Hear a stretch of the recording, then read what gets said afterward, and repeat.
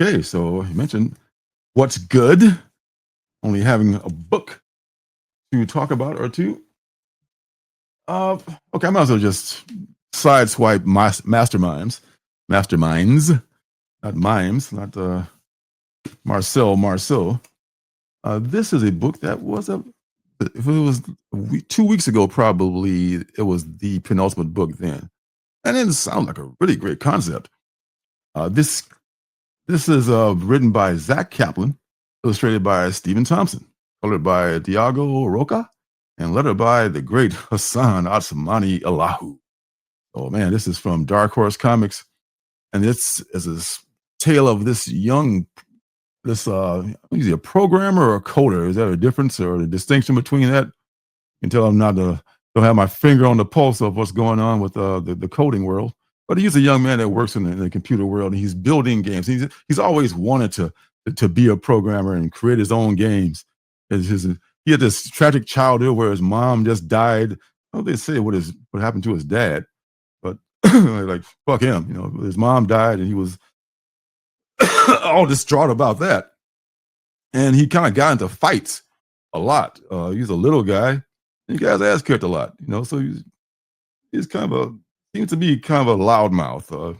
Got to spouse off a lot. So once he becomes this valued, he gets his job as a programmer.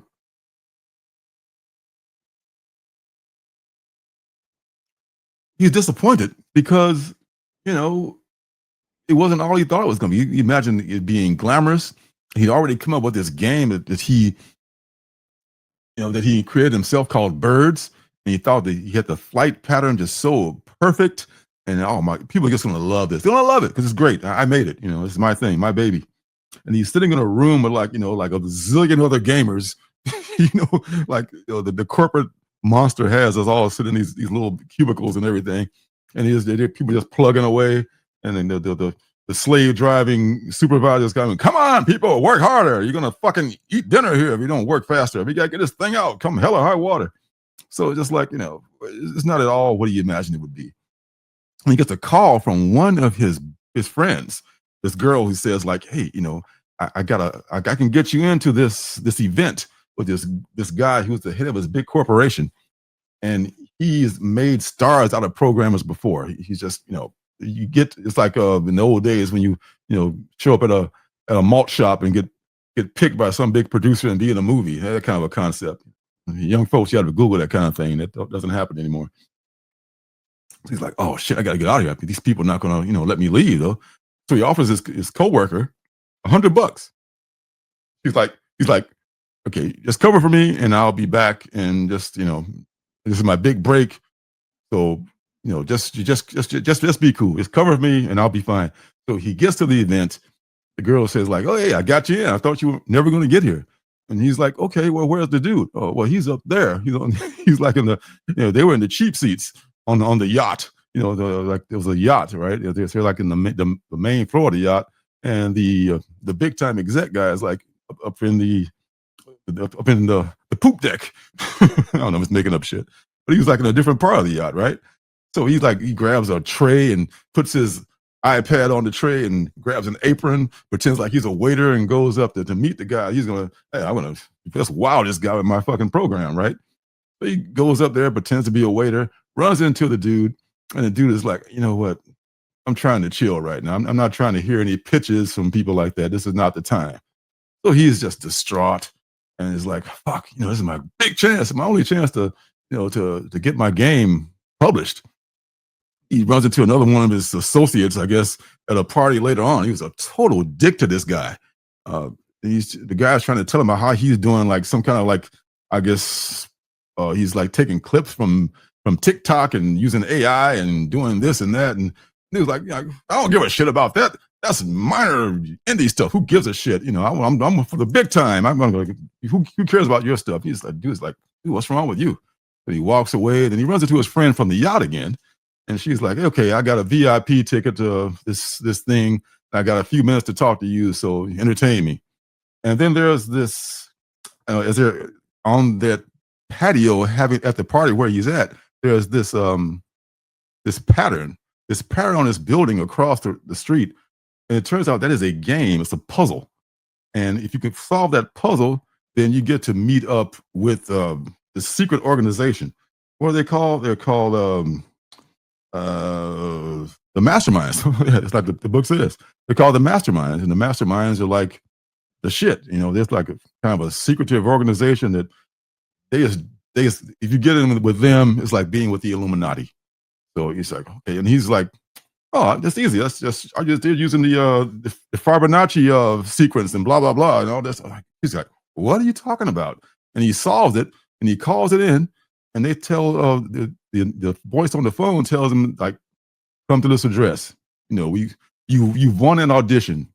So he goes to the address, and then there's another puzzle there for him, and he gives his answer to that puzzle, and they just disappear. It's like there was no people there, just like these AI robots were there, and the AI robots just kind of like shut off and went silent. So he thought like, well, I guess I didn't win. Goes home, comes back to work, and he's met by his coworker who's leaving the building, saying like, "You son of a bitch, you got me fired. Well, what did I do? Sorry, I gave you $100. You gonna pay my rent now?" And then they go back upstairs to where their office is, and everyone's been murdered. Everyone's been murdered. It's just like, what's happening? And there's a there's like a bunch of lasers come out of nowhere, and this robotic voice says, "Okay, well, here's your initiation.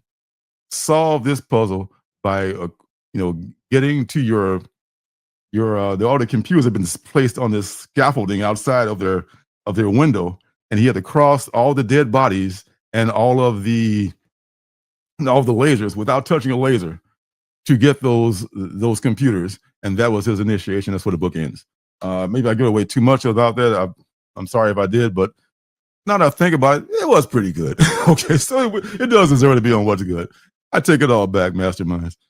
So I guess the guy kind of rubbed me the wrong way. The programmer guy, you seem like kind of a dick, but that's just that's how a lot of people are, like a bunch of sociopaths and shit. So, but other than that, yeah, it's I think it's worth another look too. I think it's maybe a 4 or 5 issue series. Doesn't say right here, but so far, yeah, I like it. I mean, there was some instances where I couldn't tell who was saying what.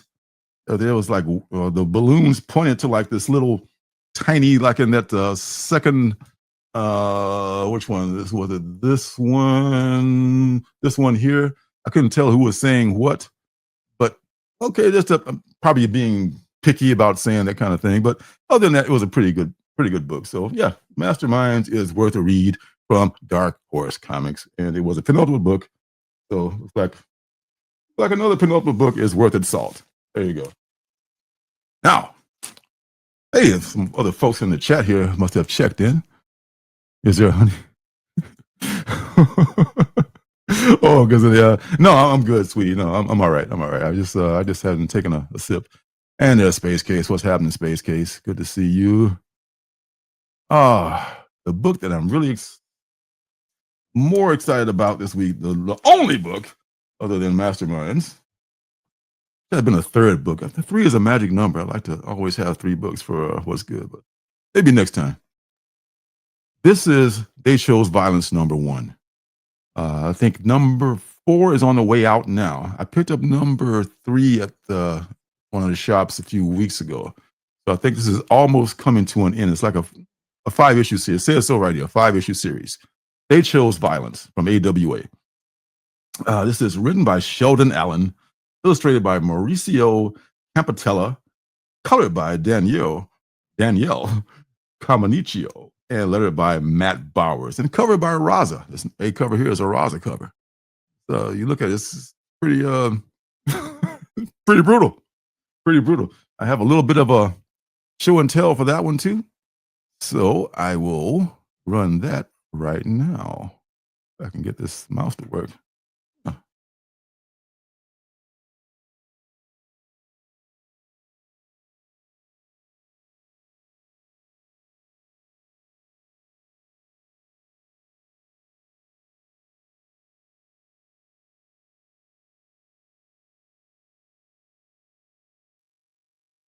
Any hoozle, as I was saying, the mice hate me, and also everything else hates me too. So here's the video for They Chose Violence. All right. If this story follows three women, Lanika, Deidre, and Karen. They're three black HBCU friends that turned into accomplished professionals, and they band together to form a vigilante squad that targets white supremacists deemed to have circumvented the justice system and gotten away with potentially gotten away with murder, serving up grisly justice in increasingly creative ways. The vigilante posse becomes cult heroes and front page news, all while staying one step ahead of the law. It's effective, it's cathartic, it's kind of fun until they are forced to confront the consequences of their actions. A copycat killer whose signature contains a special message to them, and the line between hero and villain begins to blur. Now, I was not familiar at all with the person that wrote this, with Sheldon Allen's work, but the more I the more I find out, it just seems like a really great idea. In the beginning of the book, Axel Alonso, who was formerly, I think, editor in chief over at Marvel, right now he's the head guy over at AWA. He talks about how he got such pushback from like both sides of the aisle, from conservatives and liberals alike, for the work he did over there on the truth in black and white, black, white, and red, I should say, that story, the Captain America story, and also from his hip hop covers. He was the guy that was behind the hip hop covers for Spider Man and Black Panther and stuff like that. So they said that the truth would ruin the legacy of a beloved character of Captain America, and that he was appropriating culture by using the hip hop covers. So you just can't win. You just can't fucking win no matter whoever you deal with. And the author himself talks about, that's part of what I read in the beginning was what his beliefs were, that this book is not going to go the way that you think it's going to go. In the first issue, you can see that the young lady, he's talking about her first kisses and her first heartbreak and eventually her first murder. They just reached a breaking point where they see all these Trayvon Martin things, these unarmed black young men getting shot. And it's, what? I think one of them was a cop. One of them changed her major and became a lawyer so she could work within the system. And I don't think they mentioned what the other person does. Maybe she's just like I don't know. Maybe she's a kept woman or something. I don't know, because she talked about, one of them made a crack about her sugar daddies. So I don't know what she does, but they decided to get this thing together where they're just going to become vigilantes.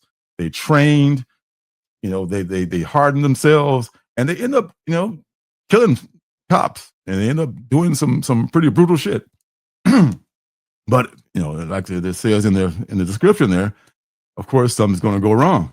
This shit often does. Violence comes back to bite you unexpectedly, even if you consider yourself to be in the right. So, man, this is something I think a lot of people have apparently bought this, but I think a lot of people have kind of like avoided it as well. It's not something I want to get into, because the author says, he wrote this. One of the reasons he wrote it is to make people feel uncomfortable. You need to feel uncomfortable sometimes. If everything's like, hey, it's not my problem, I never get a problem from the police, and I've been shot. Nobody I know has been shot. It's not a big deal. But when it impacts you, then it is a big deal. So that's it. This is something that I think he's going to wait. It could be controversial. I'm sure it will be. There's going to be some things in it. I'll bet that the reason this hasn't received more attention is because of its uncomfortable nature and the subject matter and all that. Because usually in comic books, you tune in to tune out. You want to get this fantasy world, and you want to just like leave all this shit behind. the tariffs and the violence and the dumb shit across the ocean and the idiot next door, whatever. So reality is too much. But sometimes it's good to take a step back into something that's real, but it could be this or it could be that. I think the fantasy thing. I like to go and visit the fantasy world, but I keep a foot in the real world. I don't want to become detached. But I totally get people that's I don't want to hear any news in my comics. I don't want to hear any of this and that. Okay, I hear you. I hear you. But some of us, don't have a choice. So so that's what I think that this author has in mind when he says that you need to be a little uncomfortable. You need to just see a little bit of this and experience what life is like through my eyes. So, man, right on with Sheldon Allen. I'll be here I will get this series. I wish I had not fallen behind, and I'm catching up on it now. They chose violence. I heard someone say this is the blackest comic book out there. It could be, but it's not just for black folks. But it's a very well written book. It's not just violence for violence sakes. Um, I would advise you to check it out if you want to wait for the trade.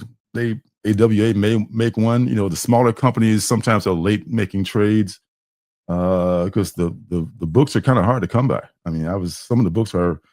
I don't even know if my comic shop still has any more copies, but I was lucky to finally get some and catch up on it. So that's it for What's Good. Thank you and good night. Hey, don't forget to subscribe and leave a thumbs up.